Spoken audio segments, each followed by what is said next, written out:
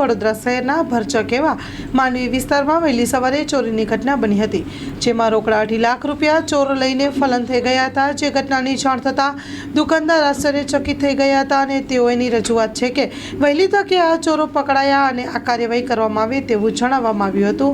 Story report by Nikhil ગાયકે। આવો જોઈએ શું છે સમગ્ર વિગત માં ન્યૂઝના માધ્યમથી। આ બાજવાડા શેરી છે, મારી દુકાન છે પાછળ, એમાં રાત્રે ચોરી થઈ છે। સવારે મને 6 વાગે ખબર પડી કે શટર તૂટી ગયા છે, એને હું આવ્યો તો જોયો તો શટર તૂટેલું હતું અને મારી સેફ લઈને જતા રહ્યા તિજોરી। શું મુદ્દામાલ આશરે 2-2.5 લાખનું હશે। દીપકભાઈ લાડલા।